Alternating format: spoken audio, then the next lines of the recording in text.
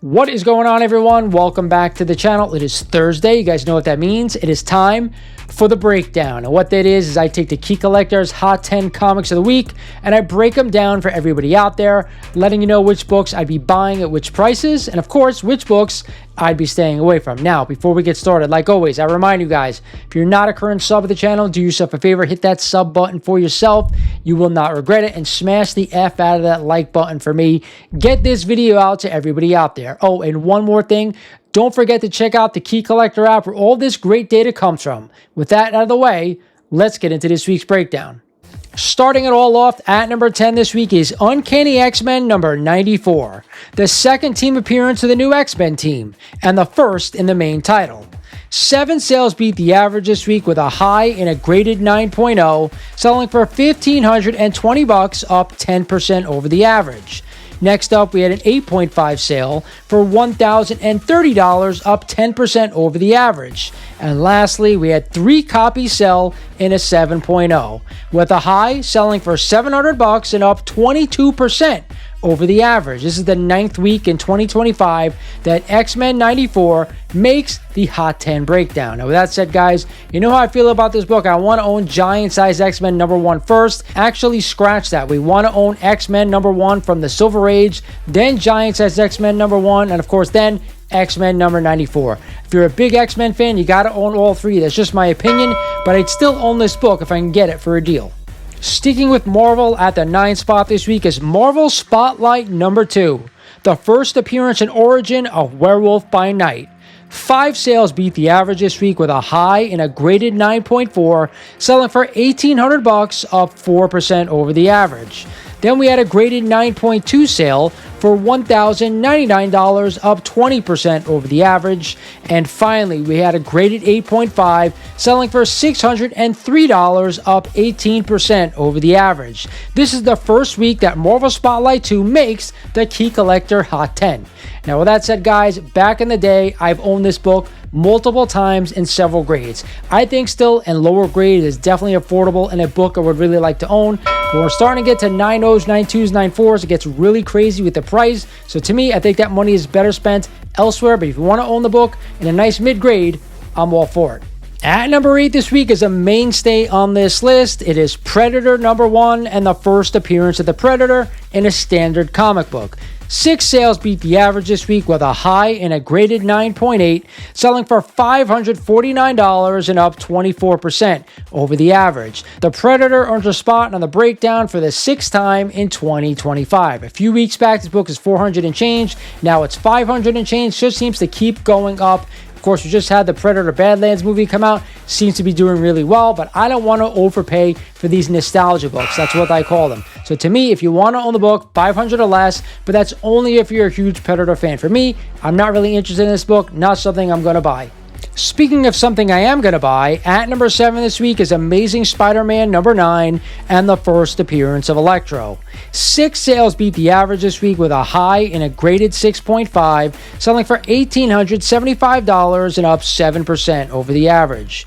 Then we had a graded 5.5 sale, selling for $1,290, up 6% over the average. And finally, a graded 4.0, selling for only $1,050, up 14% over the average. This marks the first week in 2025 that Electro makes the Key Collector Hot 10.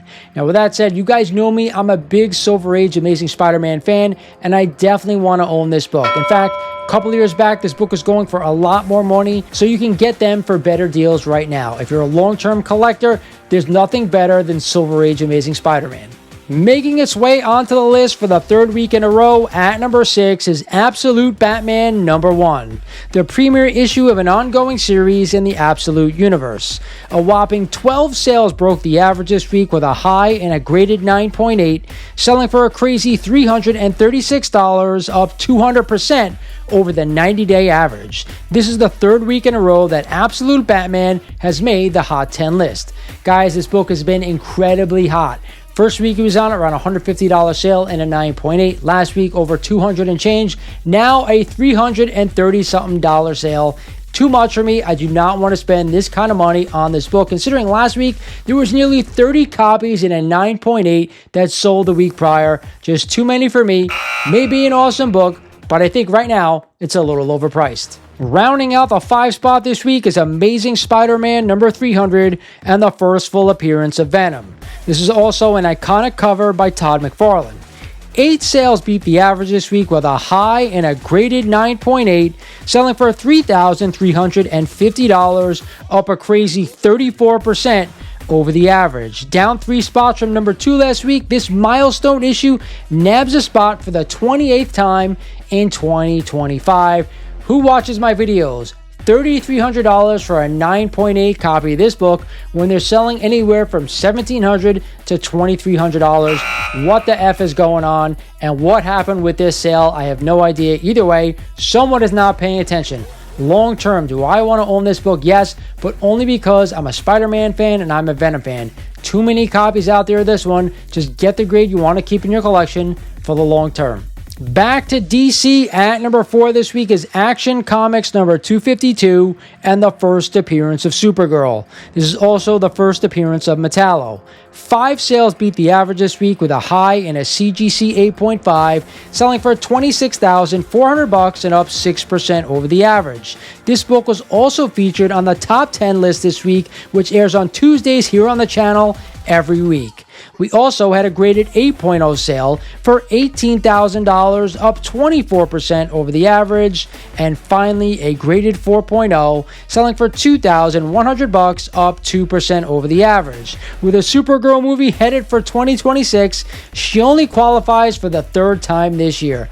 Guys, this always been, to me, has been an undervalued book. And there's a lot of them in the DC and the Silver Age, and I'm not sure why that is. Do I want to own this book for the long term? No question. But you have to ask yourself, do you want to spend this kind of money on a Supergirl key, or would you rather take that and put it towards something you'd rather own? I ask you guys the question. Regardless, I think this book, like I said, is undervalued, and I would like to own it for the future. Just make sure you buy the grade that you want to keep in your collection for the long term. And yes, I sound like a broken record. Now let's get into the top 3, and at number 3 is the King of Comics, Amazing Spider-Man number 129, and the first appearance of the Punisher, Frank Castle. This is also the first appearance of the Jackal. 9 sales broke the average this week with a high and a graded 9.8, selling for a crazy $18,000 and up 13% over the average. This sale is the 3rd highest selling copy in 2025 and the 14th copy to be sold in a 9.8 just this year. We also had a graded 8.5 sale for $2,070, up 2% over the average. And finally, a graded 7.5, selling for $1,537 and up 3% over the average. The Punisher dominates the list again as he makes his 36th appearance on the Hot 10 Breakdown of the Week. I don't know what to say, guys. This book is absolutely on fire. 36 appearances already this year and going strong. Has to be a record. Regardless, I say it every week, I want to own this book. But I also say there's a million copies out there and more showing up all the time. So just be careful. It's a long-term hold in my opinion. You love Spider-Man, you love yellow covers, and you love the art on this book, it's definitely a must-own. Sticking with the Bronze Age at number 2 is Incredible Hulk number 181 and the first full appearance of Wolverine. 8 sales beat the average this week with a high and a graded 9.8. Some crazy sales this week, selling for $72,000, up 12% over the average. This sale marks the highest recorded sale since March of 2023. Then we had a graded 9.4 sell for $10,100, up 2% over the average. And finally, a graded 8.5, selling for $5,037 and up 5% over the average. Wolverine's true first appearance, yes, I said it, makes the breakdown with his 11th appearance in 2025. I talk about Bronze Age books a lot, and I talk about my top 10 that I would buy to have on my collection for the long term, and of course, this book is one of them. It's up to you to decide, is now the right time to add this one to your collection? I'm not too sure if the market's still coming down, but I will say this, like I always do, if you're a long-term collector, it's always a buy. And finally, at the top spot this week, a book that needs no introduction. In fact, this book is number 1 this week and is also number 1 on my top 10 comics of the week.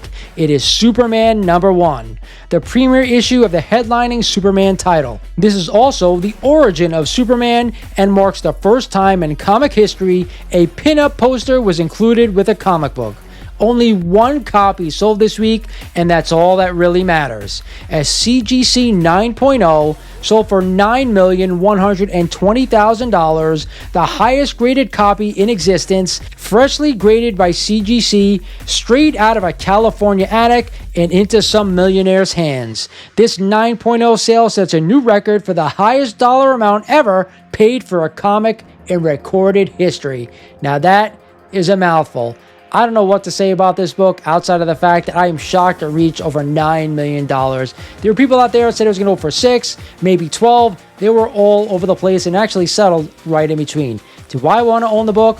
It's a no-brainer. I actually do own this book. It's just an NG. Regardless, it's a Superman 1. It's an iconic piece of history. It's a definite must-own if you're interested in owning a book like this. Hope you guys enjoyed the list this week. Again, some great books on the list this week. I'm happy to see that. And again, some of the same. Be careful out there right now in this market. There are a lot of books to be had, but that doesn't mean you shouldn't go out and buy them if you want to own them. Again, I want to give a big shout out to the Key Collector app for providing all the info. Hope you guys enjoy the list. Oh, wait, I almost forgot. It is now time for my best buy of the week. And do I really have to say it this week, right? It's an easy one. It's Superman #1. I think you can own an incredibly historic book like this one, no matter the grade, you got to do it. With that said, hope you guys enjoy the week. This is Lawrence over at Mighty Comics and Collectibles saying thank you for watching, happy collecting, and I'll talk to you guys soon.